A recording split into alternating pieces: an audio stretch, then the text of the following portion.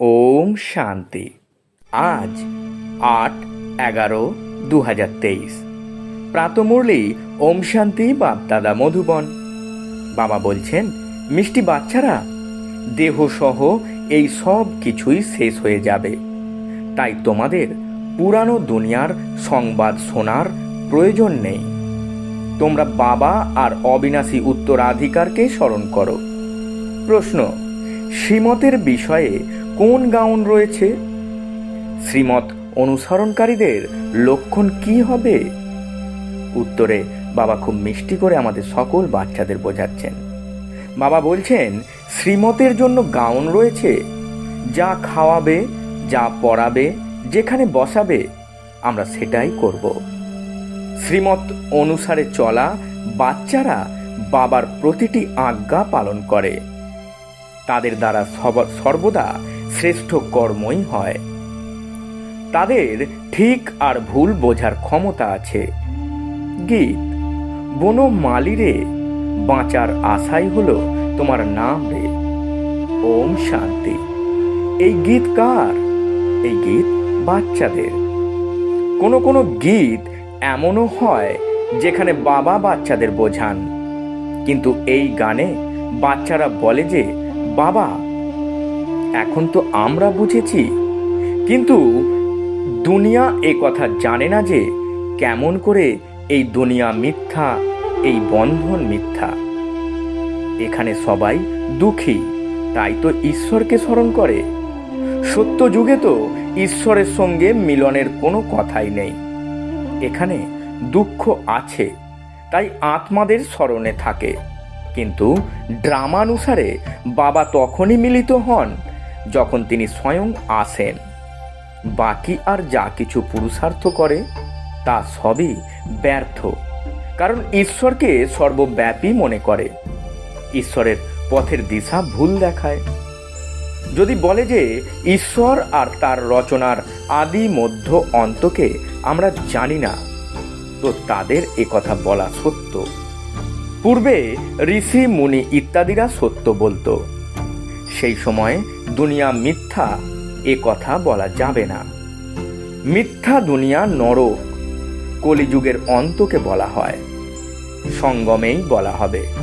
এটা হলো নরক আর ওটা হলো স্বর্গ। এমন নয় যে দাপরকে নরক বলা হয়। সেই সময়ে তবুও রজ প্রধান বুদ্ধি ছিল, এখন তো সব তম প্রধান। তাই হেল মানে নরক আর হেভেন মানে স্বর্গ সঙ্গমেই লেখা হবে। আজ হেল তো কাল হেভেন হবে, এ কথা বাবা এসেই বোঝান। দুনিয়া জানে না যে এই সময় হলো কলিযুগের অন্তিম সময়। সবাই নিজের নিজের হিসাব কিতাব চুক্ত করে শেষে শতপ্রধান হয়ে যায়। পুনরায় শত রজ তমতে আসতেই হয়। যাদের এই দুই জন্মের পাঠ থাকে তারাও শত রজ তমতে আসে, তাদের পাঠই কম থাকে। এ কথা বুঝতে হলে অনেক বড় সমজদার হতে হবে। দুনিয়ায় তো অনেক মতের মানুষ আছে, সবাই তো আর একই মতের হয় না। প্রত্যেকেরই নিজের নিজের ধর্ম রয়েছে, নিজের নিজের মত রয়েছে। বাবার অকুপেশন আলাদা, প্রত্যেক আত্মারই আলাদা, ধর্মও আলাদা। তাই তাদের বোঝানোর রীতিও আলাদা হওয়া উচিত।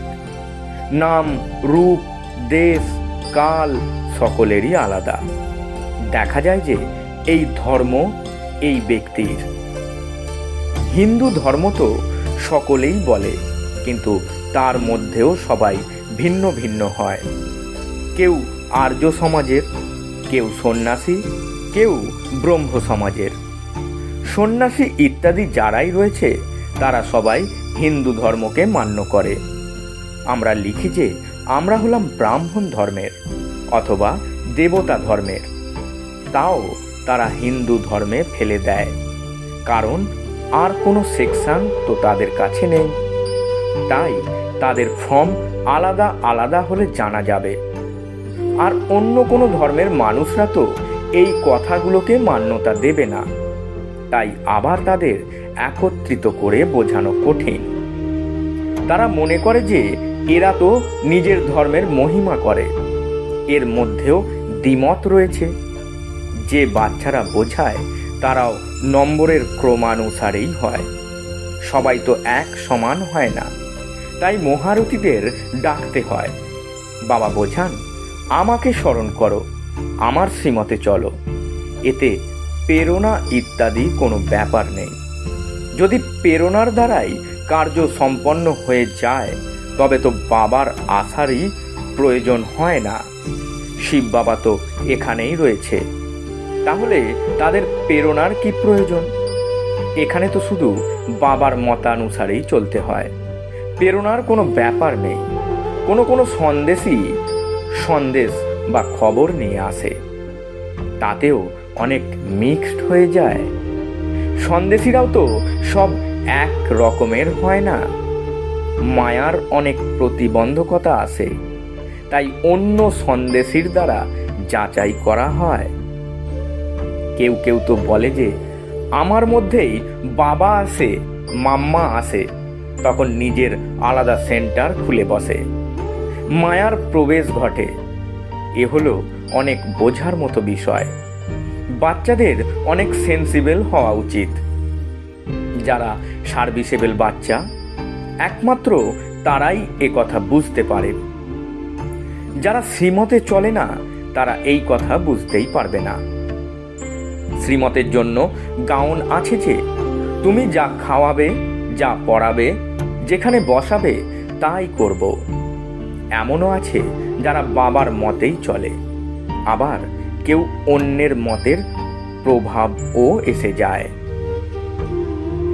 কোনো জিনিস না পেলে, কোনো কথা পছন্দ না হলে ঝট করে বিগড়ে যায়।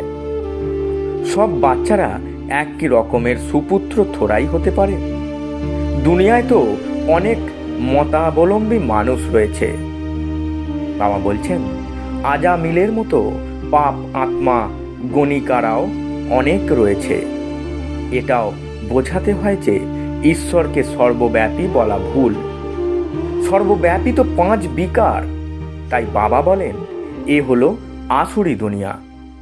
সত্য যুগে 5 বিকার হয় না। তারা বলে শাস্ত্রে তো এ কথা এভাবেই রয়েছে, কিন্তু শাস্ত্র তো সব মানুষেরই তৈরি করা। তাহলে উঁচু কে, মানুষ না শাস্ত্র? অবশ্যই যে শোনায় সেই উঁচু, তাই না? লেখে তো লোকেরা। ব্যাসদেব লিখেছিল, সেও তো মানুষই ছিল, তাই না? এ কথা তো নিরাকার বাবা বসে বোঝান। ধর্মস্থাপকেরা যা এসে শুনিয়েছে সেটাই আবার পরে শাস্ত্র হয়ে যায়। যেমন গুরু নানকও ওনার মহিমার কীর্তন করেছিলেন। সকলের পিতা হলেন ওই একজন।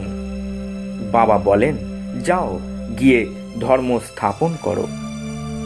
এই বেহদের পিতা বলেন, আমাকে তো কেউ পাঠায় না, আমাকে মেসেঞ্জার বা পয়গম্বর বলা যাবে না। আমি তো আসি বাচ্চাদের সুখ শান্তি দিতে। আমাকে কেউ বলেনি, আমি স্বয়ং মালিক।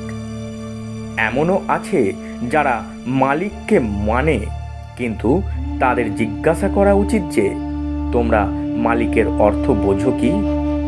তিনি হলেন মালিক, আমরা হলাম ওনার বাচ্চা, তাই অবশ্যই আশীর্বাদ পাওয়া উচিত।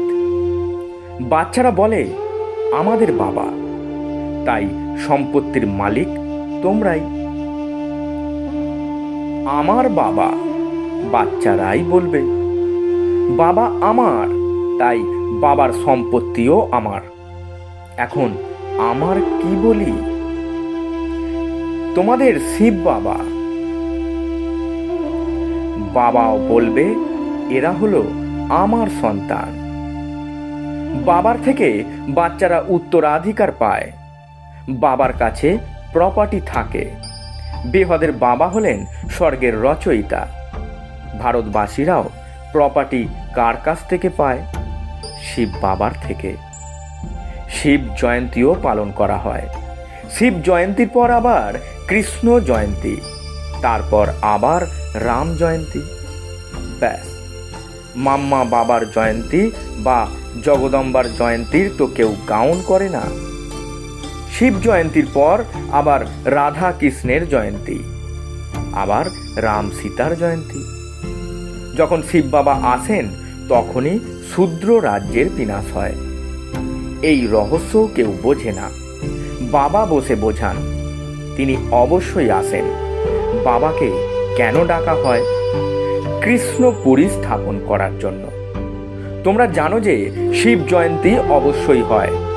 শিব বাবা নলেজ দিচ্ছেন, আদি সনাতন দেবী দেবতা ধর্মের স্থাপনা হচ্ছে। শিব জয়ন্তী হলো সর্বাপেক্ষা বড় জয়ন্তী। তারপর হলো ব্রহ্মা বিষ্ণু শঙ্কর। আর এখন প্রজাপিতা ব্রহ্মা তো মনুষ্য সৃষ্টিতে আছেন। রচনায় আবার মুখ্য হলো লক্ষ্মী নারায়ণ।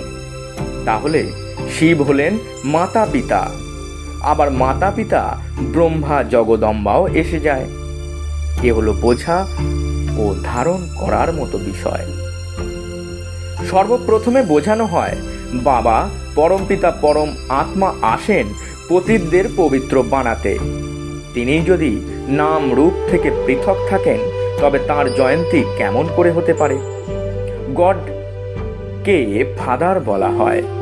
ফাদারকে তো সবাই মান্যতা দেয়। নিরাকার তো হলো আত্মা আর পরম আত্মা। আত্মারা সাকারী শরীর পায়। এ হলো অত্যন্ত বোঝার মতো বিষয়। যারা শাস্ত্র ইত্যাদি কিছুই পড়েনি তাদের কাছে এ হলো আরো সহজ। আত্মাদের পিতা হলেন তিনি, পরম পিতা পরম আত্মা, যিনি স্বর্গ স্থাপন করেন। স্বর্গে হয় রাজত্ব, তাহলে তাকে অবশ্যই সঙ্গমে আসতে হয়। সত্য যুগে তো আসতে পারবে না, ওখানে হলো প্রালব্ধ। 21 জন্মের আশীর্বাদ সঙ্গমেই প্রাপ্ত করে। এই সঙ্গম যুগ হলো ব্রাহ্মণদের। ব্রাহ্মণ হলো টিকি, তারপর দেবতাদের যুগ। প্রত্যেক যুগ 1250 বর্ষের হয়। এখনই 3 ধর্মের স্থাপনা হয়, ব্রাহ্মণ, দেবতা, ক্ষত্রিয়। কারণ এরপর আধা কল্প কোনো ধর্মই থাকে না। সূর্যবংশীয় চন্দ্রবংশীয়রা পূজ্য ছিল, তারপর আবার পূজারী হয়ে যায়। ওই ব্রাহ্মণ তো অনেক প্রকারের হয়। এখন তোমরা ভালো কর্ম করছো, যার ফলে পুনরায় সত্যযুগের প্রারব্ধ পাবে। বাবা ভালো কর্ম শেখান।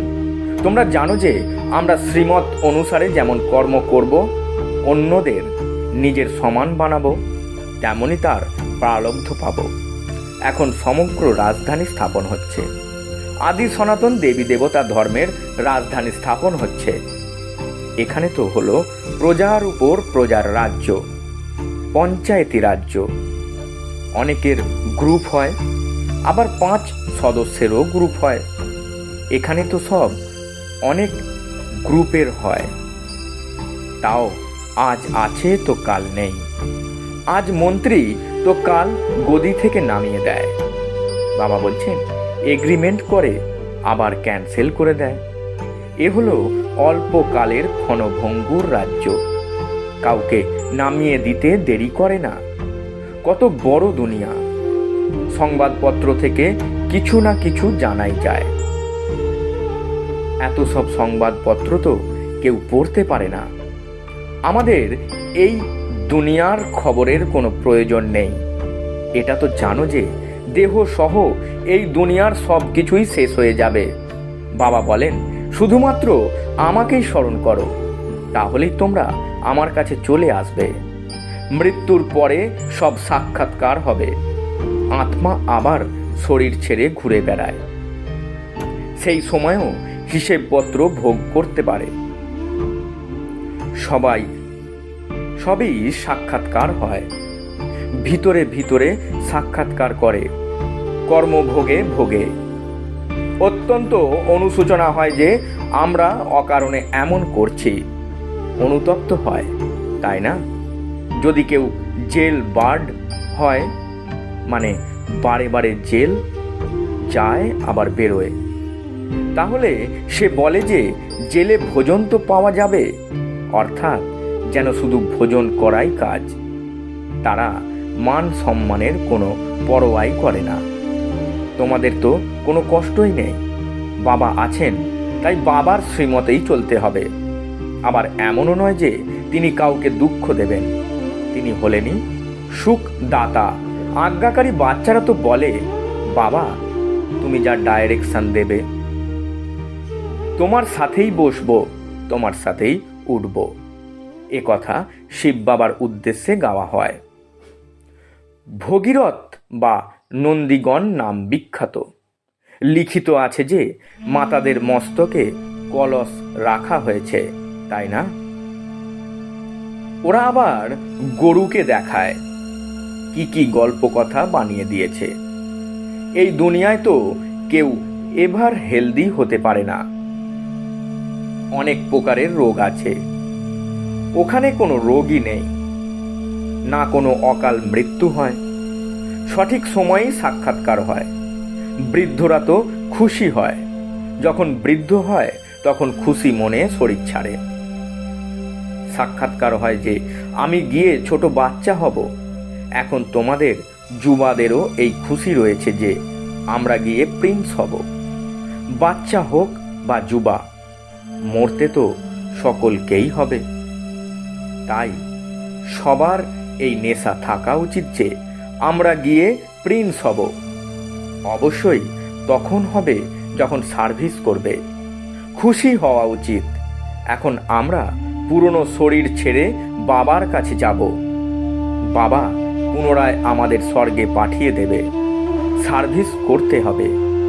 বাচ্চারা গান শুনেছে, বংশীধারী কৃষ্ণ তো নেই, মুরলি তো অনেকের কাছেই থাকে, খুব ভালো বাজায়।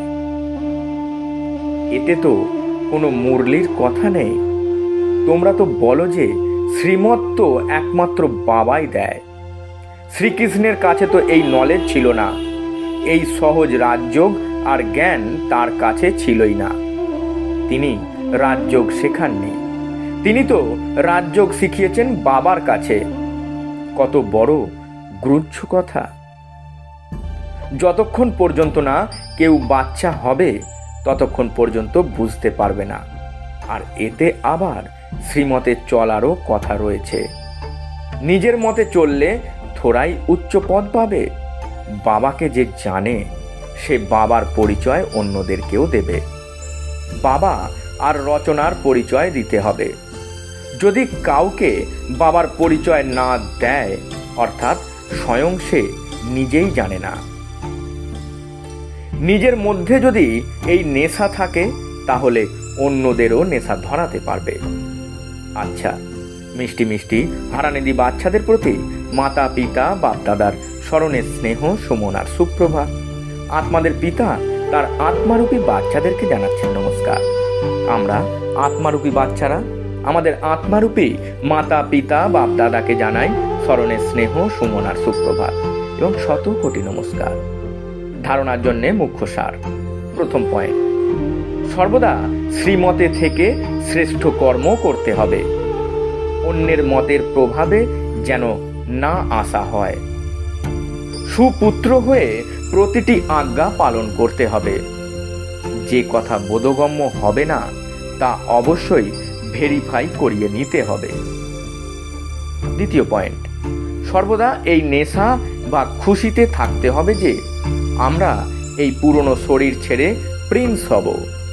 ঈশ্বরীয় নেশায় থেকে ঈশ্বরীয় সেবা করতে হবে। বরদান, নিন্দুকেও নিজের মিত্র মনে করে সম্মান প্রদানকারী ব্রহ্মা বাবার সমান মাস্টার রচয়িতা ভব। বাবা বরদান দিলেন কি? নিন্দুককেও নিজের মিত্র মনে করে সম্মান প্রদানকারী ব্রহ্মা বাবার সমান মাস্টার রচয়িতা ভব। ব্যাখ্যায় বাবা বলছেন, ব্রহ্মা বাবা যেমন নিজেকে বিশ্ব সেবাধারী মনে করে প্রত্যেককে সম্মান দিয়েছেন, সদা মালেকম সেলাম করেছেন, এই রকম কখনোই ভাবেননি যে কেউ আমাকে সম্মান দিলে তবেই আমি তাকে সম্মান দেব। নিন্দুককেও নিজের মিত্র মনে করে সম্মান দিয়েছেন। সেই রকম ফলো ফাদার করো। কেবল যে সম্মান দিল তাকেই নিজের মনে করো না, যে গালি দিচ্ছে তাকেও নিজের মনে করে সম্মান দাও। কেননা সম্পূর্ণ দুনিয়াই হলো তোমাদের পরিবার। সকল আত্মাদের কাণ্ড হলে তোমরা ব্রাহ্মণরা। সেই জন্য নিজেকে মাস্টার রচয়িতা মনে করে সকলকে সম্মান দাও, তাহলেই দেবতা হতে পারবে। স্লোগান: মায়াকে সর্বদার জন্য যারা বিদায় দিয়ে দেয় তারাই বাবার ধন্যবাদের পাত্র হয়। ওম শান্তি। নমস্কার।